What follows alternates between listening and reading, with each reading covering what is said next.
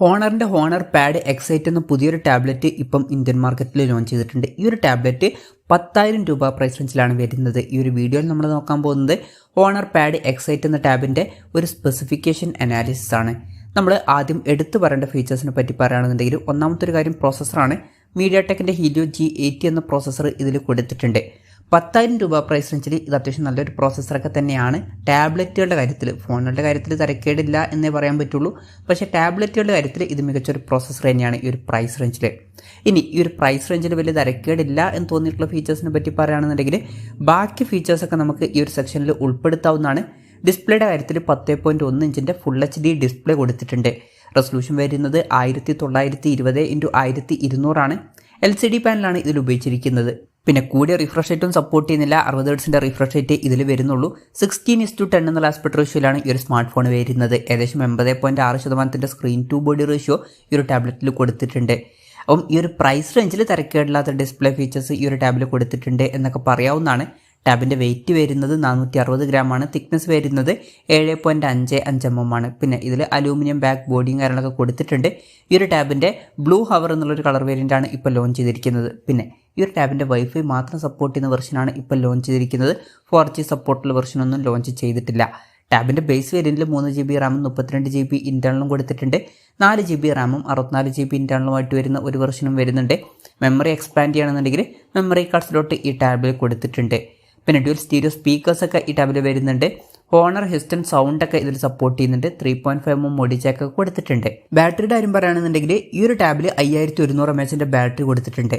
ഇപ്പോൾ ടാബ്ലറ്റുകളുടെ കാര്യത്തിൽ ഇത് അത്ര മികച്ചൊരു ബാറ്ററി കപ്പാസിറ്റി ആണ് എന്നൊന്നും പറയാൻ പറ്റില്ല.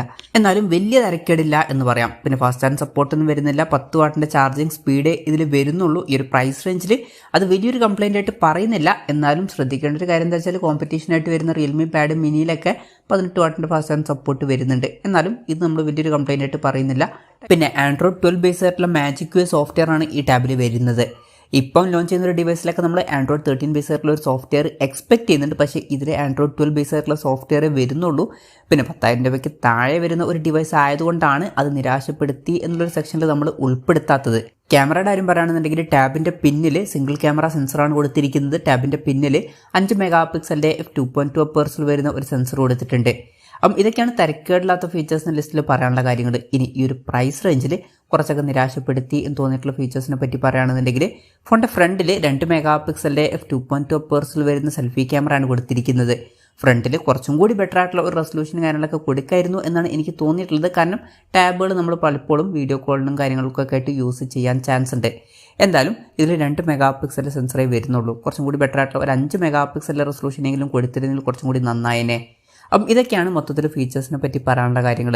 ഇനി വിലയുടെ കാര്യം പറയുകയാണെന്നുണ്ടെങ്കിൽ 3GB റാം വെർഷൻ്റെ വില വരുന്നത് 9,999 രൂപയാണ്. അതുപോലെ തന്നെ 4GB റാം വെർഷൻ്റെ വില വരുന്നത് 11,999 രൂപയാണ്. SBIയുടെ കാർഡ് യൂസ് ചെയ്യുകയാണെന്നുണ്ടെങ്കിൽ 1,750 രൂപയുടെ ഓഫും കാര്യങ്ങളൊക്കെ ലഭിക്കുന്നതായിരിക്കും. എന്തായാലും ഓവറോൾ നോക്കുകയാണെന്നുണ്ടെങ്കിൽ ഈ ഒരു ടാബിൽ ഈ ഒരു പ്രൈസ് റേഞ്ചിൽ വലിയ തരക്കേടില്ലാത്ത ഫീച്ചേഴ്സൊക്കെ വരുന്നുണ്ട് എന്ന് പറയാവുന്നതാണ്. ഈ ഒരു പ്രൈസ് റേഞ്ചിൽ തരക്കേടില്ലാത്ത നല്ലൊരു പ്രോസസ്സറും കാര്യങ്ങളൊക്കെ ഇതിൽ കൊടുത്തിട്ടുണ്ട്. പിന്നെ തരക്കേടില്ലാത്ത ഡിസ്പ്ലേ ഫീച്ചേഴ്സും തരക്കേടില്ലാത്തൊരു ബാറ്ററി സെറ്റപ്പൊക്കെ വരുന്നുണ്ട്. പിന്നെ ഫ്രണ്ട് ക്യാമറയിൽ കുറച്ചും കൂടി ബെറ്റർ ആയിട്ടുള്ള റെസൊല്യൂഷൻ കൊടുക്കായിരുന്നു എന്നാണ് എനിക്ക് തോന്നിയിട്ടുള്ളത്. ഇനി കോമ്പറ്റീഷനെ പറ്റി പറയുകയാണെന്നുണ്ടെങ്കിൽ റിയൽമി പാഡ് മിനി എന്ന ടാബ്ലറ്റാണ് ഇതിൽ കോമ്പറ്റീഷനായിട്ട് വരുന്നത്. ഏകദേശം ഇതുപോലുള്ള ഡിസ്പ്ലേ ഫീച്ചേഴ്സും ഇതിനടുത്ത് വരുന്ന ഒരു പ്രോസസ്സറൊക്കെ തന്നെയാണ് അതിൽ വരുന്നത്. പക്ഷേ ഫ്രണ്ടിൽ കുറച്ചും കൂടി ബെറ്റർ ആയിട്ടുള്ള ഒരു റെസൊല്യൂഷൻ കാര്യങ്ങളൊക്കെ ക്യാമറയിൽ വരുന്നുണ്ട്. അതുപോലെ തന്നെ കുറച്ചും കൂടി ബെറ്റർ ആയിട്ടുള്ള ഒരു ബാറ്ററി കപ്പാസിറ്റിയും ഫാസ്റ്റ് ചാർജ് സപ്പോർട്ടൊക്കെ അതിൽ വരുന്നുണ്ട്. അപ്പോൾ ഈ ഒരു ടാബിന് റിയൽമി പാഡ് മിനി പോലുള്ള ടാബ്ലറ്റുകളുടെ ഭാഗത്തു നിന്നൊക്കെ അത്യാവശ്യം നല്ലൊരു കോമ്പറ്റീഷൻ നേരിടേണ്ടി വരും. എന്തായാലും ഹോണർ പാഡ് എക്സൈറ്റ് എന്ന ടാബിനെ പറ്റിയിട്ടുള്ള നിങ്ങളുടെ അഭിപ്രായം ജസ്റ്റ് ഒന്ന് കമൻറ്റ് ചെയ്യുക. എൻ്റെ ഒരു അഭിപ്രായത്തിൽ ഈ ഒരു പ്രൈസ് റേഞ്ചിൽ ഇത് തരക്കേടില്ലാത്തൊരു ടാബ്ലറ്റാണ് എന്നൊക്കെ പറയാവുന്നതാണ്. ഏറ്റവും ബെസ്റ്റ് എന്ന് പറയാൻ പറ്റിയിട്ടില്ലെങ്കിലും